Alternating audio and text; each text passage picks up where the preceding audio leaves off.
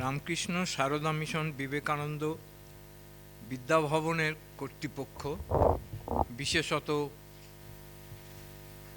প্রদীপ্ত প্রাণা মাতাজি এবং বেদরূপ প্রাণা, এদের প্রতি আমার অশেষ কৃতজ্ঞতা, ধন্যবাদ। এরকম একটা অনুষ্ঠানে আমাকে ডেকে নেবার জন্যে। আমার দৈনন্দিন যা কাজ গত 50-60 বছরে, তাতে এই ধরনের অনুষ্ঠানে উপস্থিতিটা একটা আমার কাছে অসাধারণ সুযোগ বলে মনে হয়।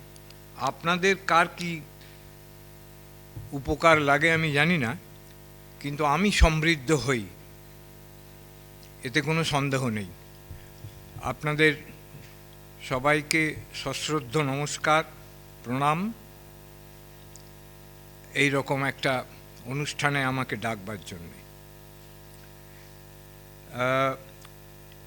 এরকম আমন্ত্রণ পেলে আনন্দ হয় ঠিকই, কিন্তু ঈষৎ বিড়ম্বিতও বোধ করি। কেননা স্বামীজি সম্পর্কে বলবো, আমি যেমনটি বুঝেছি তেমনটি বলবো, কিন্তু আমি যা বুঝেছি তা ঠিক কি না সে সম্পর্কে আমার নিজেরও সন্দেহ আছে। এক সময় যেরকম বুঝতাম এখন ঠিক সেরকম বুঝি না। আরও যদি কিছুদিন বেঁচে থাকি তাহলে সেই বোঝারও বোধহয় পরিবর্তন হবে। তো যাই হোক, আমার মতন করে যা মনে হয় তাই দু চার কথা বলা সবার সঙ্গে। দৈনন্দিন জীবনে বিবেকানন্দ এই রকম একটা শিরোনাম কেন স্থির করেছি সেটা একটু বলে নিই। আমরা যে ভালো মন্দ বোধ নেই আমাদের তা নয়, আমরা সকলেই জানি কোনটা ভালো আর কোনটা খারাপ, কোনটা করা উচিত কোনটা করা উচিত নয়। সামান্য কিছু সাইকোপ্যাথিক পার্সোনালিটি থাকতে পারে যাদের ভালো মন্দ বোধই নেই, কিন্তু আমরা যারা অধিকাংশ মানুষ, আমাদের একটা নিজস্ব ভালো মন্দ বোধ নিশ্চয়ই আছে। কিন্তু সমস্যা হচ্ছে এই যে ওটা দৈনন্দিন জীবনে প্রয়োগ করা হয়ে ওঠে না। কখনো কখনো হয়, কিন্তু বেশিরভাগ সময় হয় না। কেন হয় না তার কারণ ইনস্টিংটিভলি, সমস্ত অ্যানিম্যাল কিংডমেও আছে, আমাদের মধ্যেও আছে। আমাদের জীবনের দুটো স্পেশালিটি আছে। একটা হচ্ছে আমরা ইনহেরেন্টলি স্বার্থপর, সেটা কুকুর বেড়াল বাঘ সিংহ, তারা তাদের স্বার্থ দেখে, আমরা মানুষরা আমরা আমাদের স্বার্থ দেখি। এখন দৈনন্দিন জীবনে আদর্শ আনতে গেলে স্বার্থহানি হয়, সেইখানে আমাদের মুশকিল হয়ে যায়, কনফ্লিক্ট হয়। আমি মনে মনে খুব ভালো করেই জানি যে আমি যা করতে যাচ্ছি কাজটা ঠিক নয়, কিন্তু সেটা আমার মধ্যে কিছু একটা আছে যে আমায় বলতে থাকে যে এটা করাটা ঠিক উচিত হবে না। কিন্তু আরেকজন বলতে থাকে এটা যদি না করো তোমার কিন্তু লোকসানের ভয় আছে। এবং চারানার লোকসানের ভয় থাকলেই আমাদের বিদ্যে বুদ্ধি, জ্ঞান বিবেক আর কিছু কাজ করে না।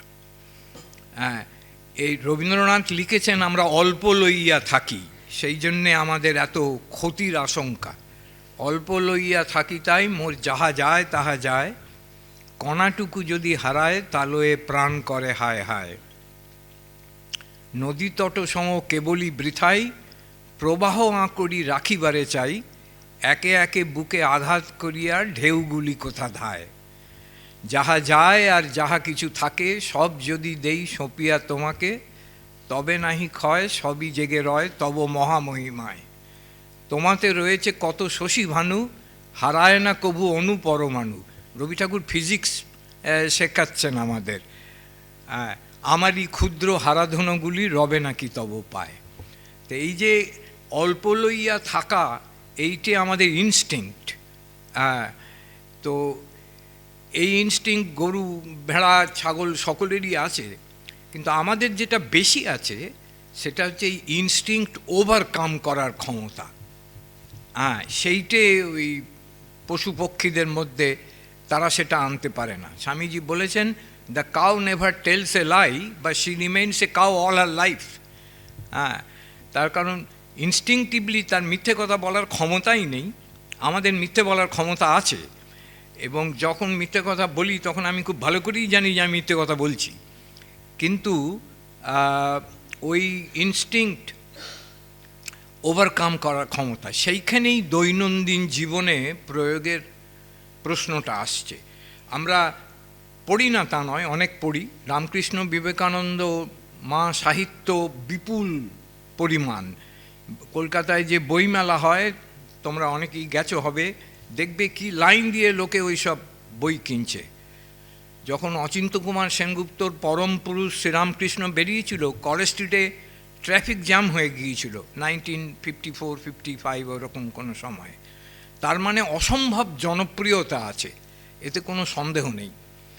অনেক দিন আগে মিশনের একজন সাধুকে আমি জিজ্ঞাসা করছি যে জনপ্রিয়তা দেখতে গেলে ঠাকুরের সঙ্গে কিন্তু স্বামীজির কোনো তুলনাই হবে না। যদি ভোটে দাঁড়াতেন ও জামানত জব্দ হয়ে যেত। এরকম কেন হয়? Why is he so unpopular? হ্যাঁ, জনপ্রিয়তার নিরিখে ঠাকুরের কাছে, মায়ের কাছে স্বামীজি বিশেষ সুবিধে করতে পারবেন না। তাই সেই সাধুটি আমায় বলেছিলেন যে আমি যখন নতুন সংঘে জয়েন করি, একজন সিনিয়র মঙ্ককে আমি একই প্রশ্ন করেছিলাম যে জন্মতিথিতে যে ভিড় হয় বেলুড় মঠে, সেটা ঠাকুরের বা মায়ের জন্মতিথির তুলনায় স্বামীজির জন্মতিথিতে অনেক কম জনসমাগম হয়। তো সেই সাধু আমাকে বলেছিলেন, উনি বলছেন যে লোকে বোধহয় ভাবে ঠাকুর আফটার অল বিয়েটা করেছিলেন,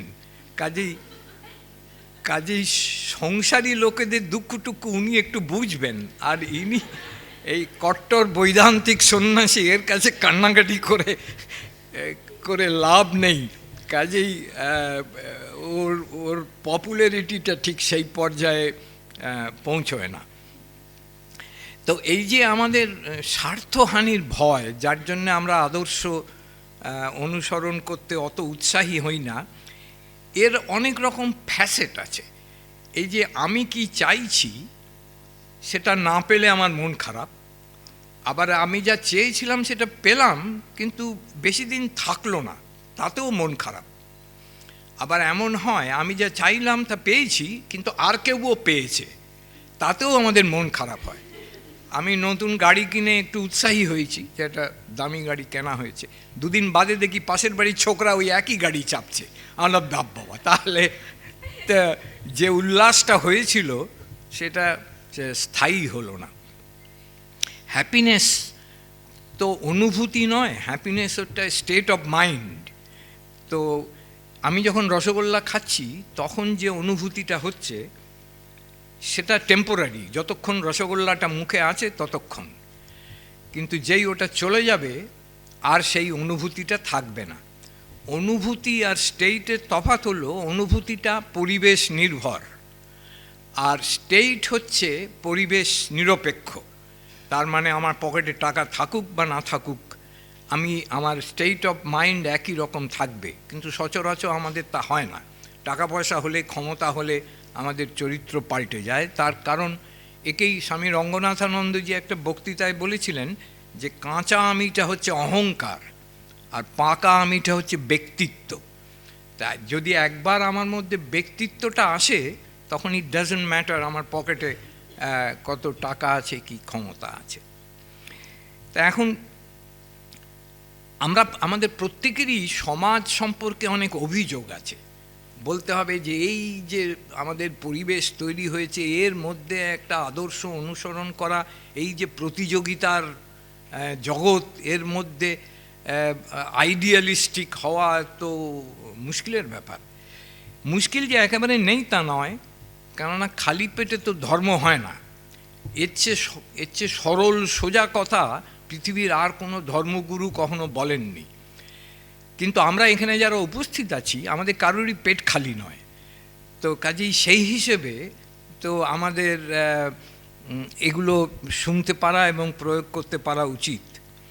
আরেকটা সমস্যা হচ্ছে আমি যা চাইছি ঠিক তাই চাইছি কি না এটাও ঠিক নয়। আমাদের মনের ওপরে সেই নিয়ন্ত্রণ নেই। একটা গল্প বললে, উদাহরণ দিলে ভালো হবে বুঝতে। এই ঘটনাটা চার্লি চ্যাপলিনের জীবনের। চ্যাপলিন তখন অসম্ভব জনপ্রিয়, উনি রাস্তায় বেরোলে লোকে ঘিরে ধরে, বিরক্ত করে, তো উনিও বিরক্ত বোধ করেন। তা একদিন বাড়ি থেকে পালিয়েছেন কাউকে কিছু না বলে। স্কটিশ হাইল্যান্ডে গ্রামের মধ্যে কোথাও একটা ঘর বুক করে সেইখানে চলে গেছেন, যে উনি এই যন্ত্রণা ওনার আর সহ্য হচ্ছে না, এই লোকের ঘিরে ধরা। তা একদিন দুদিন মনে খুব আনন্দ হয়েছে, উনি সেই পাহাড়ি রাস্তায় হেঁটে বেড়ান, ওনার দিকে কেউ তাকায় না। কিন্তু তৃতীয় দিন থেকে উনি লিখেছেন ওনার অটোবায়োগ্রাফিতে যে একটু অহংকারে ঘা লাগতে শুরু করেছে। কেননা ওনার ধারণা ছিল যে উনি যেমন জনপ্রিয়, পৃথিবীতে এমন জায়গা থাকা সম্ভব নয় যেখানে ওনাকে রাস্তায় কেউ চিনবে না। কিন্তু ওখানে তো তাই হচ্ছে, উনি দুদিন ধরে ঘুরে বেড়াচ্ছেন, কেউ বলেনি যে কী ব্যাপার মিস্টার চ্যাপলিন আপনি এখানে। তো তৃতীয় দিন আর পারছেন না, মানে জিনিসটা এত অস্বস্তি হচ্ছে যে মব এড়াবেন বলে উনি ওখানে পালিয়েছেন, ওখানে গিয়ে সেই মব চাইছেন উনি। তো রোজই আশা করে সকালে বেরোন যে রাস্তায় কেউ না কেউ ওনাকে দেখে হ্যান্ডশেক করবে। তো তৃতীয় দিন আর ধৈর্যচ্যুতি হয়েছে। গ্রামের মধ্যে একটা জায়গাতেই একটু ভিড় হয়, সেটা হচ্ছে ওদের যেখানে পান ভোজনের জায়গা, ভিলেজ পাব। সন্ধেবেলা সেখানে চলে গেছেন এই আশায় যে কেউ না কেউ ওনাকে ওখানে চিনবে। পানীয়র বোতল নিয়ে বসে আছেন সন্ধে থেকে, লোকজন আসছে বেরোচ্ছে, জিনিসপত্র কিনছে, ওনার দিকে কেউ তাকাচ্ছেও না। তো উনি লিখেছেন অটোবায়োগ্রাফিতে যে আমার অহংকার ততক্ষণে পুরোপুরি চলে গেছে, যে কাজটা আমাকে কখনো করতে হবে বলে আমি ভাবিনি, আমাকে সেই কাজটা করতে হলো। রাত্রিবেলা যখন দোকানটা বন্ধ হয়ে যাবে, লোকজন হালকা হয়ে আসছে, আমার পাশে যে লোকটি বসে আছে তার দিকে তাকিয়ে বললুম যে আপনি কি আমায় চিনতে পাচ্ছেন? সেই লোকটি খানিকক্ষণ ভুরু কুঁচকে তাকিয়ে থাকলো, তাকিয়ে বলল আজ্ঞে না, আপনাকে তো আমি চিনি না। এইখানে ওনার একেবারে দুর্দশা চূড়ান্ত।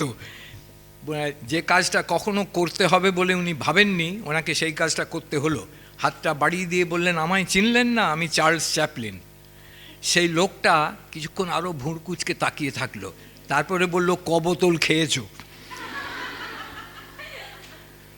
তো কাজেই আমরা যখন যখন যা চাই ঠিক সেটাই চাইছি কি না এ ব্যাপারে সন্দেহ আছে, কেননা আমাদের মন আমরা ঠিক সবসময় চিনি না। আমাদের দৈনন্দিন জীবনে যে সমস্যাগুলো, তার একটা অ্যাটিটিউড হচ্ছে আমাদের সকলেরই ধারণা আমরা পরিবেশ পাল্টে দেব। হ্যাঁ, সংস্কার আন্দোলন আমাদের তো অনেক দিনের ইতিহাস। আমাদের দেশে রামমোহন বিদ্যাসাগর এই সমাজ সংস্কারক হিসেবেই তাদের নাম আমরা জানি, এবং ওই ইচ্ছেগুলো আমাদের সবসময়ই আছে যে আমি পাল্টে দেবো সব। কিন্তু নিজেকে পাল্টাবার ইচ্ছে আমাদের কখনো হয় না। হ্যাঁ, আমার মনে হয় লোকে আমায় অ্যাকোমোডেট করুক, আমি কাউকে অ্যাকোমোডেট করব না। তা এই যে কনফ্লিক্ট, আমি একরকম চাইছি এবং সোসাইটি আরেক রকম চাইছে, এই নিয়েই আমাদের দৈনন্দিন জীবন জন্ম থেকে মৃত্যু অবধি। কখনো আপোষ করে, কখনো কনফ্লিক্টে যে তর্কাতর্কি ঝগড়াঝাঁটি এ তো লেগেই আছে। এত সংঘাত কিসের জন্যে? শুধু আমরা কেউই নিজেকে পাল্টাবো না। তো মঠের একজন সাধু অনেক দিন আগে তার সঙ্গে এই নিয়ে কথা হচ্ছিল যে প্রেজুডিসড হওয়া আর প্রিন্সিপলড হওয়া এক নয়। হ্যাঁ, নীতিপরায়ণ হওয়া আর নীতিবাগীশ হওয়া এক নয়। প্রিন্সিপল আর প্রেজুডিসের তফাৎ আছে। প্রিন্সিপল হচ্ছে উনি আমায় বোঝাচ্ছেন, এই ধরুন ডাক্তারবাবু আপনি আমিষ খান, আমি নিরামিষ খাই, এটা আমাদের দুজনের প্রিন্সিপল। আমি নিরামিষ খাই, আমি মনে করি এতে আমার শরীর ভালো থাকবে, আধ্যাত্মিক উন্নতি হবে, যাই হোক। আপনি আমিষ খান, তাতেও আপনার ওই একই ধারণা, আপনার ধারণা শরীর ভালো থাকবে। তো এতে কোনো সমস্যা হওয়ার কথা নয়, আপনি আর আমি পাশাপাশি থাকতেই পারি। কিন্তু মুশকিল হচ্ছে কিছুদিন বাদেই আমি মনে করতে থাকবো যে আপনাকে নিরামিষাশী না করা অবধি আমার শান্তি নেই।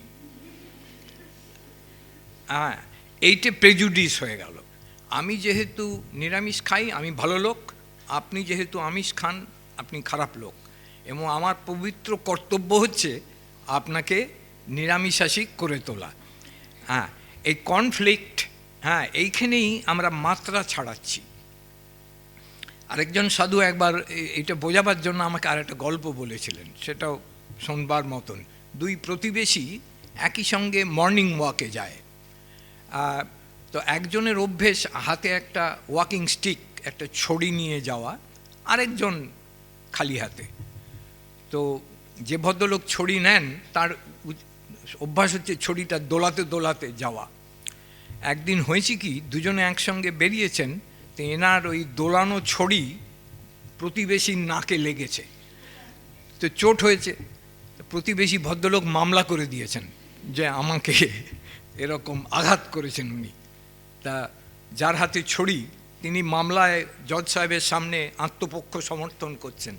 বলছেন, দেখুন জজ সাহেব, আপনি মানবেন কি মানবেন না যে আমার মর্নিং ওয়াকে যাওয়ার অধিকার আছে? তা জজ বলছেন, হ্যাঁ তা তো ঠিকই, আপনি মর্নিং ওয়াকে যেতেই পারেন।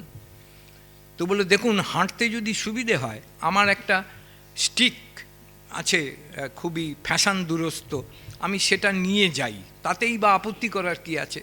তা জজ বলছেন, না তা তো ঠিকই, আপনার যদি মনে হয় যে একটু ছড়িটা নিলে আপনার হাঁটতে সুবিধা হবে আপনি নেবেন। বলে, দেখুন হাঁটবার সময় লোকের হাতটা একটু দোলে, কাজে আমার হাতে যদি ছড়ি থাকে সেটা একটু দুলবে, এটাও তো স্বাভাবিক। তা জজ বলছেন, হ্যাঁ তা তো ঠিকই, ছড়িটা একটু দুলতেই পারে। বলে, তাহলে মামলাটা ডিসমিস করে দিন, এই তো মিটেই গেল। তো জজ বলছেন, না ঠিক মিটলো না, কথাটা হচ্ছে ছড়িটা কতটা দুলবে।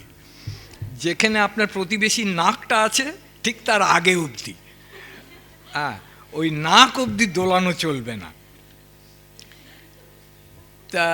তা এইটে আমাদের সবসময় খেয়াল থাকে না, সেই জন্যই এত কনফ্লিক্ট, এত তর্কাতর্কি।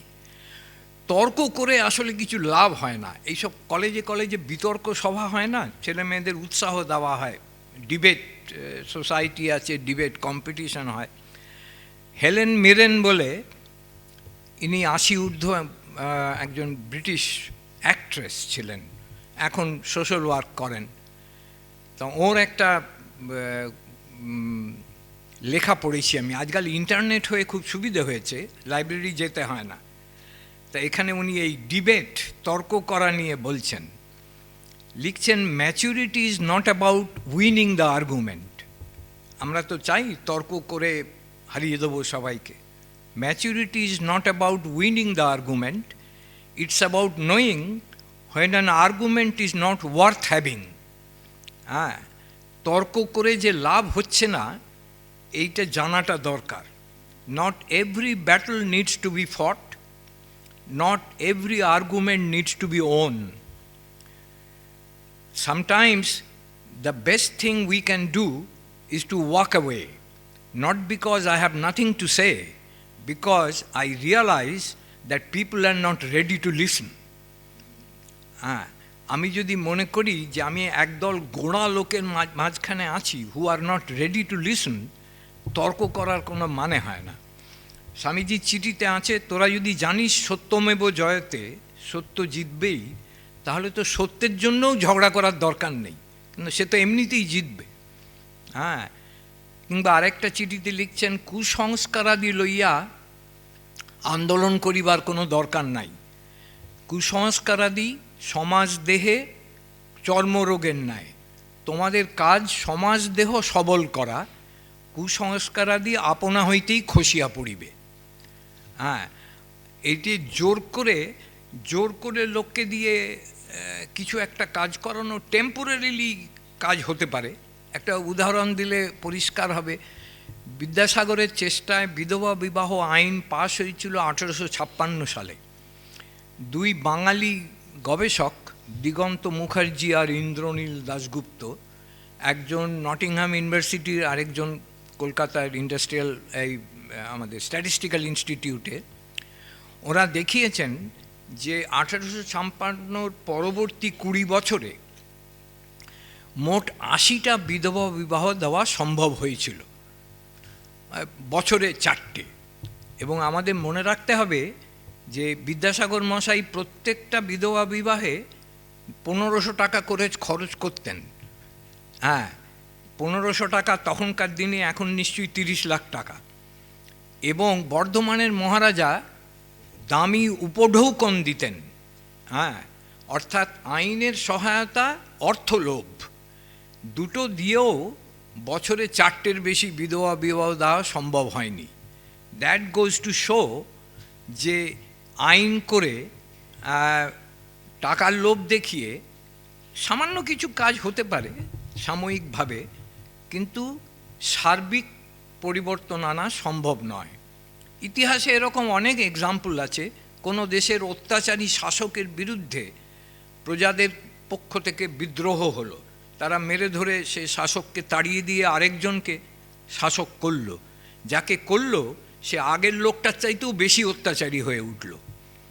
হ্যাঁ, তো কাজেই অর্থ, ক্ষমতা, ভয় দেখানো, এগুলোতে কারুর পরিবর্তন হয় না। তাহলে কি আমরা কি চেষ্টা করাই ছেড়ে দেবো?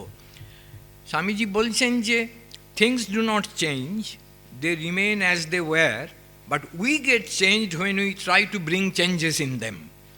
এই কুকুরের ল্যাজ হয়তো সোজা হবে না, কিন্তু আমরা যখন কুকুরের ল্যাজ সোজা করার চেষ্টা করব, তখন আমরা নিজেরা খানিকটা সোজা হয়ে যাব। এবং নিজেরা যদি সোজা হই, আমাদের মধ্যে সোজা হওয়ার পরিস্থিতি যেরকম তৈরি হয়, তখন তার একটা লং টার্ম এফেক্ট পড়বেই। It is the subjective world that rules the object. Change the subject, the object is bound to change. Purify yourself, the world is bound to be purified. তো কাজে এই যে আমরা একে অন্যকে শোধরাবার চেষ্টা করছি, করে সময় নষ্ট হচ্ছে, অর্থ নষ্ট হচ্ছে, শক্তি নষ্ট হচ্ছে। কাজেই এগুলো না করে নিজেকে শোধরাবার চেষ্টা করলে, তা আমাকে দেখে যদি দুটো লোক ইন্সপায়ার্ড হয়, তাহলেই তো আমার জীবন সার্থক।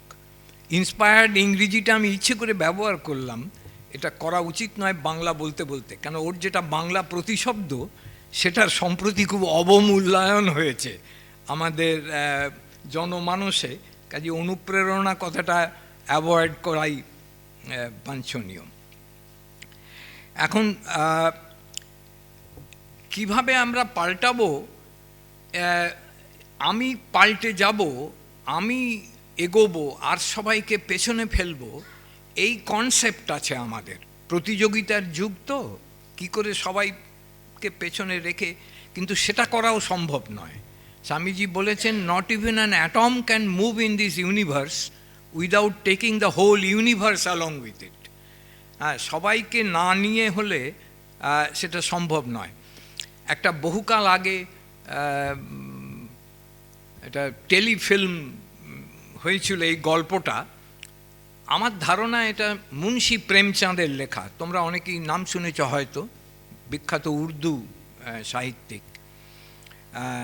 কিন্তু পরে আমাকে স্বামী সুপর্ণানন্দজি একদিন বলছিলেন যে উনি আমার মুখে এই গল্পটা শুনেছেন, শুনে বলছিলেন যে আমি খুঁজে দেখেছি গল্পটা কিন্তু পাইনি, তা আমার ভুলও হতে পারে, হয়তো আর কেউ, তাতে কিছু এসে যায় না কে গল্পটা লিখেছেন, কিন্তু ওটার মধ্যে একটু শিক্ষা আছে, কাজেই তোমাদেরকে বলি।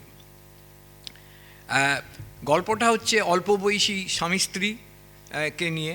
স্বামীটি অফিসে বেরোচ্ছেন, তো স্ত্রী বলছেন যে আজকে বিকেলবেলা আমার মামা আমাদের এখানে শহরে আসবেন এবং রাত্রিটা আমাদের বাড়িতে থাকবেন। তা আমার তো ভাঁড়ারে শূন্য, তেমন খাবার দাবার নেই, তা তোমাকে একটু বাজার করে আনতে হবে অফিস থেকে ফেরার সময়। তো স্বামীটি বলছেন যে এখন মাসের শেষ, আমার পকেটে এক্সট্রা পয়সা তেমন নেই, ওই বাড়িতে যা আছে ওই তাই দিয়ে যা হয় হবে। তো স্ত্রী শুনবেন না, উনি বলছেন না না, উনি কখনো আমাদের বাড়িতে আসেননি, আজকেই আসছেন, একটু ঠিক মতন অতিথি সৎকার না করলে কি করে হয়, এই সব জিনিস চাই, ইত্যাদি ইত্যাদি।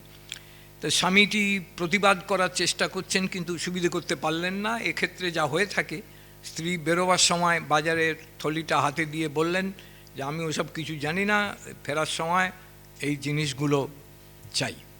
তো লোকটার তো মাথা গরম হয়ে গেছে, অফিসে গিয়ে নিজের টেবিলে বসে যে বেয়ারাটা জল টল দিয়ে যায় তাকে বলছে, দেখো আজ আমার মেজাজ গরম, শরীরও ভালো নয়, কোনো কাজ করতে পারবো না, তুমি ফাইল টাইল আমার কাছে আনবে না বলে সে মাথায় হাত দিয়ে বসে আছে টেবিলে। একটু বাদে বেয়ারাটা এসে হাজির, বলে বাবু এই একটা লোক এসেছে, বলছে গত সপ্তাহে এসেছিল, ওর কাজটা আপনি বলেছিলেন এই সপ্তাহে আসতে, ওর কাজটা যাতে হয়ে যায়। তো বলে তোমাকে তো আমি বলেছি যে আজ আমার শরীর খারাপ, মাথা গরম, আমি কিছু পারবো না, ওকে বলো আগামী সপ্তাহে আসতে। তো লোকটা চলে গেছে। খানিক বাদে আবার এলো, এসে বলছে যে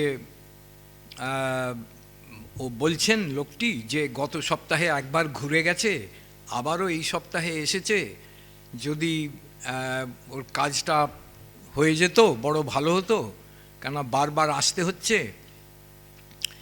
তো উনি আবারও একই কথা বলছেন যে না আজকে হবে না, ওকে আগামী সপ্তাহে আসতে বল। বেয়ারাটা চলে গেছে। খানিক বাদে আবার এসছে, এসে বলে উনি বলছেন যে ওনার বারবার আসতে তো পয়সাও খরচ হয়, পরিশ্রমও হয়, যদি কিছু টাকা পয়সা দিলে কাজটা আজকে হয়ে যায়, উনি রাজি আছেন দিতে। তো এইবার ওর মাথাটা একটু ঠান্ডা হয়েছে, ও আগেই হিসেব করে রেখেছে যে ওর বউ যা কিনতে বলেছে তাতে 20 টাকা লাগবে। তা গিয়ে বলেছে ওকে গিয়ে বলো 20 টাকা লাগবে। তা বেয়ারা আবার ঘুরে এসছে, এসে বলছে হ্যাঁ উনি বলছেন যে 20 টাকা উনি পারবেন দিতে। এইবার ওর মাথাটা ঠান্ডা হয়েছে, বলছে ঠিক আছে ওর ফাইল টাইল বার করো। ফাইল বার করা হলো, যা কাজ করার করে দিলেন।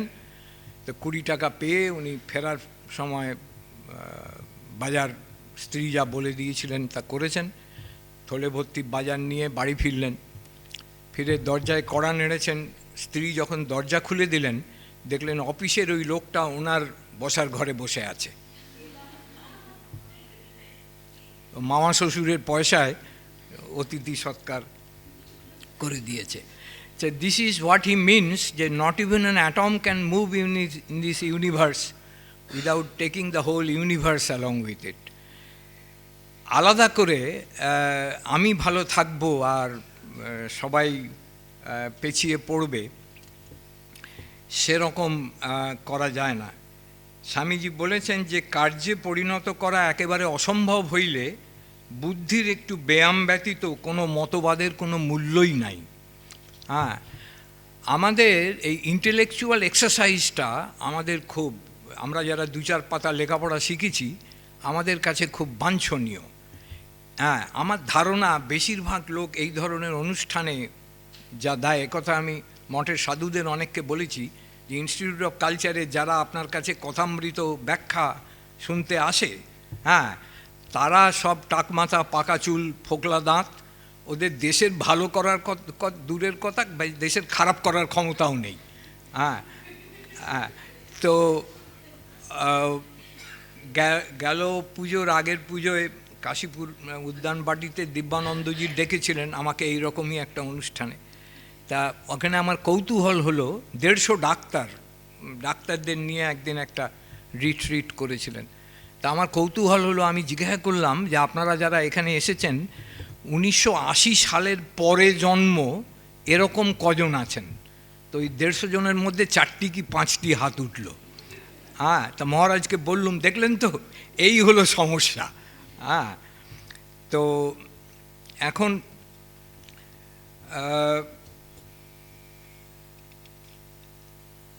কিভাবে আরেকটু এগোবো, স্বামীজি বলছেন যে বদমাইশ বজ্জাত লোকেরা যে খুব একটা বড় সমস্যা তা নয়। হ্যাঁ, স্বামীজির কথা শুনলে মনে হয় উনি বোধহয় একটু বজ্জাত লোকেদের পছন্দই করতেন। স্মৃতির আলোয় স্বামীজি, তোমরা কেউ পড়েছো কিনা জানি না, ওতে অখণ্ডানন্দজির স্মৃতিকথা যেটা আছে স্বামীজিকে নিয়ে, তাতে একটা মজার ঘটনা আছে। একটা লোক সাধু হবে বলে বেলুন মঠে গেছে, গিয়ে স্বামীজির সঙ্গে দেখা করেছে। আমি লোকটির কথা প্রায়ই ভাবি। তো ওকে স্বামীজির পছন্দ হয়নি, বোধহয় একটু মিনমিনে পিনপিনে গোছের লোক ছিল আর কি। তা উনি বলছেন, না হে বাপু, তুমি বরঞ্চ কিছুদিন চুরি ডাকাতি করোগে যাও, তারপরে ভেবে দেখা যাবে। তা আমি প্রায় এই লোকটির কথা ভাবি যে কি দুর্ভাগ্য, লোকটার সাধু হওয়ার ইচ্ছে হয়েছিল, বেলুড় মঠে গিয়েছিল, স্বয়ং বিবেকানন্দর সামনে হাজির হয়েছিল, কিন্তু স্বামীজি বললেন চুরি ডাকাতি করো কিছুদিন, তারপরে ভেবে দেখা যাবে। তা এইটে কেন এরকম বলতেন উনি? The older I grow, Swamiji লিখছেন, the more everything seems to me to lie in manliness. This is my new gospel. Do even evil like a man. Be wicked if you must on a great scale. বদমাইশি যদি করতেই হয় তাহলে manly বদমাইশি করবে, এবং চুরি ছাটনামি ছোটোখাটো পকেট মার না করে, ইফ আই এম টু রব আই উইল রব কিংস ট্রেজারি। হ্যাঁ, তো এরকম করলে কি হবে না, যার ওই ম্যানলিনেসটা আছে সে বেশি দিন ওই কাজগুলো করতে পারবে না। হ্যাঁ, আরেকটা জায়গায় বলেছেন যে good and evil is the same river with the water flowing in opposite direction.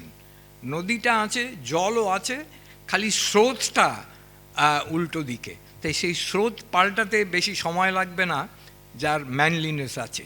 আমি বুঝি সেই জন্যেই মধুসূদনের মেঘনাদ বধ কাব্য স্বামীজির অত ফেভারিট ছিল। হ্যাঁ, শিষ্যকে বলছেন তুই বলতো কোন জায়গাটা ভালো লেগেছে, শিষ্য বলতে পারছে না বলে নিয়ে আয় বইটা, আমি পড়ে শোনাচ্ছি। তো সেই জায়গাটা পড়ে শোনালেন যেখানে ইন্দ্রজিৎ বধ হয়ে গেছে, মেঘনাদ বধ। ওর সভাসদরা রাবণকে পরামর্শ দিচ্ছে যে দেখো বাপু, যুদ্ধটায় যে কি হতে যাচ্ছে সে তো বোঝাই যাচ্ছে, কাজে এখনও সময় আছে, রাম লোকটা ভালো, ওকে গিয়ে বলো যে ওর সীতাকে তুমি ফেরত দেবে, তাহলে উনি এই লঙ্কাপুরী রক্ষা পাবে। তা রাবণ বলছেন তা হয় না। হ্যাঁ, উনি এক হাতে চোখের জল মুছছেন আর এক হাতে পাগড়ি বাঁধছেন যুদ্ধ করতে যাবেন বলে। তো আরেকটা বক্তৃতায় আছে যে 16 বছর বয়সে আমি মিল্টনের প্যারাডাইস লস্ট পড়েছি। স্বামীজি বলছেন, আমার মনে হয়েছিল ম্যানলিনেস হচ্ছে ওই শয়তানের ক্যারেক্টারটা, পৃথিবী শুদ্ধ তার বিরুদ্ধে, স্বয়ং ঈশ্বর তার বিরুদ্ধে, কিন্তু সে ছাড়ছে না। এই যে ক্ষমতাটা, যা ধরবি তা বুলডংয়ের কামড়ের মতন, যাতে ধরটা মাথা থেকে আলাদা করে দিলেও আর কামড়টা তো না আলগা হয়। তো এই জিনিসটা সমস্যা। আরেকটুকু সমস্যা যেটা আমার মনে হয়, সমস্যা অনেকই আছে, কিন্তু আরেকটা যেটা সমস্যা সেটা হচ্ছে আমাদের অ্যাটিটিউড আছে গাছে না উঠতেই এক কাঁদি পাওয়া। আমি এরকম সংলাপ শুনেছি মঠের, আপনাদের সঙ্গেও নিশ্চয়ই বলেন, ভক্তরা বলছেন সবই তো করছি মহারাজ, কিছুই তো হচ্ছে না। হ্যাঁ, কিছুই কি করে হবে, তার কারণ আমি বড় তাড়াতাড়ি বড় বেশি কিছু আশা করছি। আমাদের গুডউইন সাহেবের একটা চিঠি, স্বামীজির স্টেনোগ্রাফার, তিনি লিখছেন চিঠিটা সারা চ্যাপম্যান বুলকে, ইংল্যান্ড থেকে, যে সেদিন সকালে কি কথা হয়েছে সেইটাই বর্ণনা। স্বামীজি বলেছেন, it is good to have a high ideal, but don't make it too high. A high ideal raises mankind, but an impossible ideal lowers them from the very impossibility of the case. হ্যাঁ, এই যে উন্নতিটা আমার হবে, আমি যে নিজের ওপর নিয়ন্ত্রণ আনবো, সেটা রাতারাতি হবে না, ইট কাম স্টেপ বাই স্টেপ। একটা বক্তৃতার পর একজন আমেরিকান মহিলা স্বামীজিকে বলছেন যে আপনি যা বললেন সব খুব ভালো কথা, ত্যাগের মহিমা ইত্যাদি, তো tell me for somebody like myself, how do I begin, আমি শুরু করব কি করে? আপনি যা বলছেন সে তো খুব ভালো কথা। স্বামীজি বলছেন, go home and promise yourself that you wouldn't worry for a whole month. তো এতে যারা দর্শক শ্রোতা তারা একটু অবাক হচ্ছেন, বলে আর এমন কি নতুন কথা, go home and promise yourself that you wouldn't worry for a whole month. তারপরে একটু হেসে যোগ করছেন, even though the maid breaks your best china. হ্যাঁ, তোমার বাড়ির কাজের মেয়েটি যেদিন তোমার কাপ প্লেট ভাঙবে সেই দিনকেও যেন ওরিড হয়েও না। তাহলে what is the first step? হচ্ছে যা কিছু ভঙ্গুর টেম্পোরারি তাদের ওপর থেকে আমার আকর্ষণ তুলে নেওয়া। কিন্তু তা তো আমরা পারি না। আমি যে কাপটায় চা খাই সেটা যেদিন ভাঙবে, অবশ্যই একদিন না একদিন ভাঙবে, তারপরে 2-3 দিন আমার আফসোস হবে, ওই কাপটাই আমি খুঁজবো যে কোথায় যে গেল, ও কি সর্বনাশ হয়ে গেল চায়ের কাপটা ভেঙে। তো এই গ্লাস ভাঙা, কাপ ভাঙা নিয়ে স্বামীজিকে নিয়ে আরেকটা গল্প আছে। স্বামীজির কোনো বিদেশি শিষ্য খুব শৌখিন কাঁচের গ্লাস একটা উপহার দিয়েছেন, আর মঠে কেউ সেটা ধুতে গিয়ে ভেঙে ফেলেছে।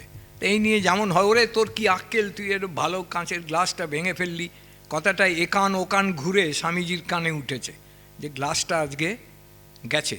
স্বামীজি শুনে বললেন, ওরে কাঁচের গ্লাস তো ওইভাবেই যাবে, তার কি আর থাইসিস হবে? হ্যাঁ, কিন্তু এটা যেন আমরা ভেবে না নেই যে স্বামীজি কাঁচের গ্লাস ভাঙাটা পছন্দ করতেন। ওই লোকটা যদি আরও 2টো গ্লাস ভাঙে, উনি বলবেন, ওরে তুই গ্লাস ধুতে পারিস না তো কী করে সাধু হবি? হ্যাঁ, কাজেই আমার এক সময় খুব নিয়মিত পাঠচক্র করার সুযোগ হয়েছিল। আমি তখন কল্যাণীতে থাকতাম। ওই অখিল ভারত বিবেকানন্দ যুব মণ্ডলের ছেলেরা আসতো। তা ওরা আমাকে বলতো যে, ডাক্তারবাবু, দাদা বলতো আমাকে, দাদা আমাদের অসুবিধে হচ্ছে, স্বামীজিকে সেলফ কন্ট্রাডিক্টরি মনে হয়। হ্যাঁ, এক সময় এক কথা, আরেক সময় আরেক কথা। তো কেন এরম হয়? আমরা যে দেখো, আমরা এই যে ভাষায় কথা বলি না, এই যে কমিউনিকেট করছি, আমার মনে ভাব আসছে, আমি সেটা ভাষায় প্রকাশ করছি, এটা খানিকটা অনুবাদ করার মতন। কেননা মানুষের মনে যে ভাব আসে সেটা অনন্ত, কিন্তু মানুষের ভাষা তো সীমিত। হ্যাঁ, সেই জন্যে তোমরা দেখবে যে মানুষটাকে তুমি চেনো খুব ভালো করে, তার কথায় ভুল বোঝার সম্ভাবনা কম। যাকে তুমি খুব অল্প চেনো কিংবা অপরিচিত, তার কথা মিস ইন্টারপ্রেট করি আমরা। তার কারণ আমাকে কিছু বলা হলে আমি যা বুঝছি সেটা খানিকটা আমার পার্সোনালিটির উপর নির্ভর করে। রবীন্দ্রনাথ লিখেছেন না, আমারই চেতনার রঙে পান্না হলো সবুজ। হ্যাঁ, things appear to us not as they are but as we are. কাজেই স্বামীজিকে তো আমরা কেউ চোখে দেখিনি, আমরা শুধু ওর বক্তৃতার লিখিত এই বই পড়ছি। কিন্তু যেহেতু মানুষটাকে যদি তুমি ঠিক মতন না চেনো, তাহলে তার কথা মিস ইন্টারপ্রেট করবে তুমি। হ্যাঁ, এই যে কথাগুলো আমরা জানি, এই যে আইসোলেটেডলি কোট করি ওনার কথা, এর প্রাসঙ্গিক এটা প্রাসঙ্গিকতাটা আমরা ঠিক জানি না। যেমন মায়ের যে কথাটা খুব কোট করা হয়, বাবা মনে রেখো যখন যেমন তখন তেমন বলে কোট করা হয়। আমাকে ছেলেরা বলতো যে এটা তো সুবিধেবাদী কথা ডাক্তারবাবু, যখন যেমন তখন তেমন। তার মানে আমার কোনো প্রিন্সিপাল কিছু নেই, আমার যখন যা করতে সুবিধে হয় আমি তাই করছি, তাই না? তো এই যে মিস ইন্টারপ্রেট করা, ওই কথাটা উনি বলেছিলেন আসলে স্বামী প্রকাশানন্দকে। উনি তখন সান ফ্রান্সিসকো যাবেন স্বামী ত্রিগুণাতীতানন্দর হেল্পার হিসেবে। হ্যাঁ, তখন মা বলেছিলেন, কেন উনি খুব কট্টর সন্ন্যাসী বিধি মেনে চলতেন। তা মার সন্দেহ হয়েছিল যে এই সন্তান বিদেশে যাচ্ছে, কি হবে, সেই ভেবে কথাটা বলা। হ্যাঁ, তার মানে এই নয় যে উনি সুবিধাবাদী হতে বলছেন। তো এই রকম যে স্ববিরোধিতা, এ সব মানুষের মধ্যেই আছে। এ স্ববিরোধিতাগুলো 2 প্রকার। একটা হচ্ছে আমার সুবিধে অনুযায়ী, আমার স্বার্থ অনুযায়ী স্ববিরোধী, আরেকটা হচ্ছে সৃজনশীল স্ববিরোধিতা। হ্যাঁ, যে একটা সিচুয়েশনে একটা জিনিস আমার কর্তব্য বলে মনে হয়েছিল, এখন সিচুয়েশান যেরকম, যাকে নিয়ে বলছি, তাই সেখানে ওইটা বলাটা ঠিক হবে না, ওই রিজিডিটিটা থাকা ঠিক হবে না। তো কাজেই মিস ইন্টারপ্রেট করা আমাদের একটা দৈনন্দিন অভ্যাসের মধ্যে। এইটা মেনে নিতে হবে যে সমাজ আমি পাল্টাতে পারবো না, আমাকে আমাকে ঠিক রাখতে হবে। আমি যদি ঠিক থাকি তাহলে ইভেনচুয়ালি, আগে যেমন বলছিলাম, কোনো দিন না কোনো দিন সোসাইটি পাল্টাবে, কিন্তু আমরা তো সেভাবে ভাবি না। আমি ভাবি আমি পাল্টে দেবো, আমার কথা মতন সব কিছু হোক। রবীন্দ্রনাথ লিখেছেন, হেসে ভালোবেসে দুটো কথা কয়, রাজসভাগৃহ হেন ঠাঁই নয়, মন্ত্রী হইতে দাঁড়ি মহাশয় সবে গম্ভীর মুখ। তো এই শুধু মন্ত্রী আর তার দারোয়ানকে দোষ দিয়ে লাভ নেই। হ্যাঁ, আমাদের সোসাইটি ওই রকম, হেসে ভালোবেসে দুটো কথা বলবে। এই তোমরা যারা আজকে এখানে পড়ছো, এই দেয়ালের বাইরে একদিন না একদিন এই দেয়ালের বাইরে যেতে হবে। এখনই নিশ্চয়ই অনেকটা জানো, কিন্তু এই সংসার যে কত বিচিত্র হতে পারে সে অভিজ্ঞতা তোমাদের এখনো হয়নি। আমাদের শঙ্করাচার্য লিখেছিলেন অতীব বিচিত্রা সংসার নাকি। তো এখন আমাদের যা মনে হয় ওই অতীব বিশেষণটা যথেষ্ট নয়, আন্ডারস্টেটমেন্ট। আমার এক সময় মনে হতো যা অভিজ্ঞতা হয়েছে আর আমার অবাক হওয়ার কিছু নেই, কিন্তু সেটা ভুল। এখনও আমি রোজই অবাক হই যে এই রকম বিচিত্র পরিস্থিতি। এবং এমন হলে খুব ভালো হতো আমাদের যদি কেউ একটা এসওপি করে দিত, স্ট্যান্ডার্ড অপারেটিং প্রসিডিওর। একটা ছোট বই, তার মধ্যে 1 2 3 4 করে লেখা থাকবে, সেই বইতে সেইটে ফলো করলেই হবে। কিন্তু ওরকম এসওপি আমাদের এই সমাজ এতে সম্ভব নয়। শেষ করার আগে একটা এই এসওপির কথা উঠলেই আমার সুকুমার রায়ের একটা কবিতা মনে পড়ে। আবুল তাবলের কবিতাটার নাম কি মুশকিল, তোমরাও পড়েছ আশা করি, আমি বললেই মনে পড়বে। সে পাতাটার ওপরে বাঁদিকে একটা লোকের ছবি। সেই লোকটা খোঁচা খোঁচা দাড়ি, কোট প্যান্ট পরনে, তার বাঁ হাতে একটা বই খোলা আছে, বইটা মন দিয়ে দেখছে, আর ডান হাতে একটা লাঠি, ওয়াকিং স্টিক, সেটা একটু কোমরের কাছে হেলান দিয়ে দাঁড়িয়ে আছে। সে কবিতাটার মধ্যে, আর এটা হচ্ছে বাঁদিকের ওপরের ছবিটা, আর ডান দিকে আছে একটা ষাঁড় শিং বাগিয়ে তাড়া করে আসছে।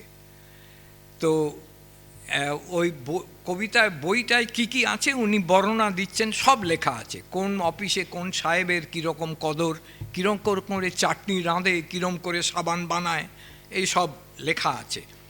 মুশকিলটা কোথায় সেটা শেষের 2 লাইনে লেখা আছে, সব লিখেছে কেবল দেখো পাচ্ছি নেকো লেখা কোথায়, পাগলা ষাঁড়ে করলে তারা কেমন করে ঠেকাবো তাই। হ্যাঁ, ও বেচারার বইতে সবই লেখা আছে।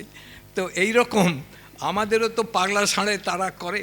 ইনফ্যাক্ট ঠাকুর ওই রকম লোক দেখলে কি খুঁড়ো কেমন আছো বলে সরে পড়তে বলেছেন।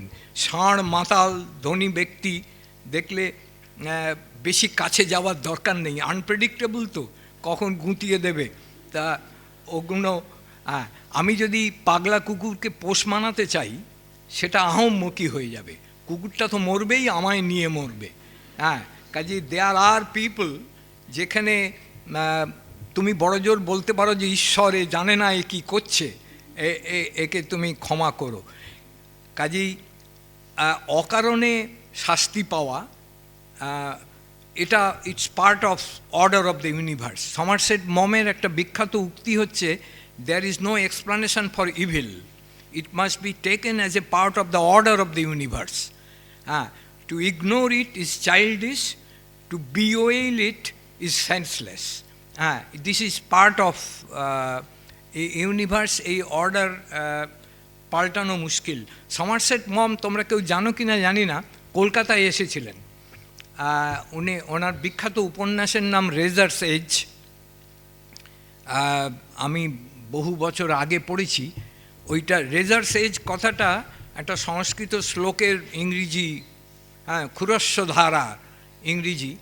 সমারসেট মম, স্বামী প্রভাবানন্দ এবং ক্রিস্টোফার ইসারুড 3 জন খুব বন্ধু ছিলেন। হলিউড বেদান্ত সেন্টারে ওদের রোজই যোগাযোগ হতো। এবং শঙ্করী প্রসাদ বসু লিখেছিলেন, টাইম ম্যাগাজিনের একটা লিটারারি সাপ্লিমেন্টে এরকম একটা গুজব প্রকাশ পেয়েছিল যে ওই রেজার্স এজ উপন্যাসটার যে হিরো, যে নাকি গুরুর খোঁজে ইন্ডিয়ায় এসছিল, সেটা আসলে ক্রিস্টোফার ইসারুডের লাইফকে মডেল করে। তা ইশারুড নিজে এবং মম দুজনেই পরে অস্বীকার করেছিলেন যে না না না এরকম কিছু ব্যাপার নয়, কিন্তু এটা তখন রটেছিল। শেষ করার আগে দু তিনজনের কাছে একটু আবার কৃতজ্ঞতা স্বীকার করি। আমার বিবেকানন্দ কৌতূহল, বাবা বলতেন, কিন্তু আমি যে খুব ইমপ্রেসড হতাম তা নয়। বিদ্যা মন্দিরের ছাত্র হয়েও তো বিস্তর শুনতে হয়েছে, সেগুলোও যে আমি খুব মাথা ঘামিয়েছি তা নয়। কি করে শুরু হলো বলি। আমাদের হোস্টেলের ডেপুটি ওয়ার্ডেন ছিলেন লক্ষ্মীনারায়ণ মহারাজ, পরে স্বামী তথাগতানন্দ, তখন ব্রহ্মচারী কেশব চৈতন্য। একদিন এই সভাগৃহ যান নামে মুক্তিপ্রাণা মাতাজির লেখা ভগিনী নিবেদিতা বই পড়তে দিয়েছিলেন আমাকে, এই পরীক্ষার আগে, প্র্যাকটিক্যাল পরীক্ষার আগে একদিন। তো সেই প্রথমবার আমি নিশ্চয়ই বলবো যে আমার একটু বিবেকানন্দ কৌতূহল জাগ্রত হয়েছিল। তার আগে অবধি আমি ভাবতাম ও গেরুয়া পরা সাধু, ওরকম তো অনেকই হয়। তা ওই বইটার মধ্যে একটা তর্কাতর্কির বর্ণনা ছিল নিবেদিতার সঙ্গে। নিবেদিতা বলছেন যে আপনি সর্বদাই বলেন হিন্দুদের মতন এমন উদার ধর্ম আর হয় না, কেন খ্রিশ্চানিটি কি কম উদার? জেসাস কি বলেননি তোমার শত্রুর জন্যও তুমি প্রার্থনা করবে? তার উত্তরে স্বামীজি বলছেন ওইখানেই তো মস্ত বড় অনুদারতা, আমার ধর্ম বলে কেউ তোমার শত্রু নয়। তো এইটে আমাকে খুব নাড়িয়ে দিয়েছিল যে এরকম প্রশ্নের এরকম উত্তর তাহলে দেওয়া যায়। পরে আরও অনেক পড়েছি। দ্বিতীয়জন অবশ্যই শঙ্করী প্রসাদ বোস, বাঙালিদের আজীবন কৃতজ্ঞ থাকা উচিত ওর জন্যে। 1963 সালে স্বামীজির সেন্টিনারির বছরে ওর একটা বই পাবলিশ হলো সহাস্য বিবেকানন্দ বলে। এইটে আমাকে একেবারে কমপ্লিটলি চেঞ্জ করে দিল, যে ওই রকম মানুষটা যে ওই রকম সে ধারণা আগে ছিল না। তারপরে অবশ্য মারি লুই বার্ক, তো যেদিন প্রথম ভলিউমটা হাতে এসেছিল আমার ঘাড়ে ব্যথা হয়ে গিয়েছিল, এমন পড়েছিলাম 1.5 দিনে যে আমি বোধহয় জেমস বন্ডের নভেলও ওরকম পড়িনি। তা ফর্চুনেটলি মারি লুই বার্ককে আমি দুবার চিকিৎসা করেছি। উনি রামকৃষ্ণ মিশন সেবা প্রতিষ্ঠানে ভর্তি ছিলেন 2বার। তো আমি বলছিলাম যে তোমার বইটা আমি 50 বছর আগে পড়েছিলাম, কখনো ভাবিনি যে তুমি আমার রুগী হবে। তো আর ক্রিস্টোফার ইশারুডকেও আমার একবার দেখার সৌভাগ্য হয়েছিল। 63 সালে পার্ক সার্কাস ময়দানে একটা পার্লামেন্ট অফ রিলিজিয়ান্স হয়েছিল, তাতে ক্রিস্টোফার ইশারুড এসছিলেন, একটা সংক্ষিপ্ত বক্তৃতা দিয়েছিলেন। তো আজকে এখানে এসে আমার মনে হলো যে এদের প্রতি আরেকবার আমার কৃতজ্ঞতা জ্ঞাপন করা উচিত, যাদের উৎসাহে এই কৌতূহল। আমাকে ইন্ট্রোডিউস করতে গিয়ে একটু আগে মাতাজি বললেন যে গবেষক আরও কী সব বললেন, তো ওরকম কিছু নয়, আমি একটু কৌতূহলী। এই 50-60 বছর ধরে কৌতূহলী, এবং আমার সবচেয়ে ভালো লাগে ওর বক্তৃতা নয়, যখন উনি প্রশ্নের উত্তর দিতেন। জিজ্ঞাসা করা হচ্ছে যে তোমার ধর্ম যখন এত ভালো, তখন তোমার দেশের এই দুরবস্থা কী করে? স্বামীজি বলছেন যে তার কারণ রিলিজিয়ান কাউকে কখনো অ্যাফ্লুয়েন্স দেয়নি। আজকে যে সবচেয়ে শক্তিশালী সম্পদশালী খ্রিশ্চান নেশন, তারা 300 মিলিয়ন এশিয়াটিকের গলায় পা দিয়ে দাঁড়িয়ে আছে। তো রবীন্দ্রনাথ ওই একই কথা লিখেছেন গান্ধারীর আবেদনে। গান্ধারী বলছেন দুর্যোধনকে ত্যাগ করতে বলছেন ধৃতরাষ্ট্রকে। ধৃতরাষ্ট্র সেই মোক্ষম প্রশ্নটা করছেন যে ছেলে গেলে আমি কি নিয়ে থাকবো? বলছেন ধর্ম তব। আর তারপরেই সেই প্রশ্নটা, কি দিবে তোমারে ধর্ম? ধর্ম যে পালন করবো, ওতে কি পাওয়া যাবে কি? যেমন ব্যবসায়ীরা বলেন আর কি। উনি বলছেন দুঃখ নব নব, কি দিবে তোমারে ধর্ম, দুঃখ নব নব। তারপর ওই কবিতারই শেষের দিকে, ধর্ম নহে সম্পদের হেতু মহারাজ, সে নহে সুখের ক্ষুদ্র সেতু, ধর্মেই ধর্মের শেষ। আমরা যেন কিছু না চাই, কিন্তু একটা নীতিপরায়ণ সাহসী জীবন কাটাতে পারি।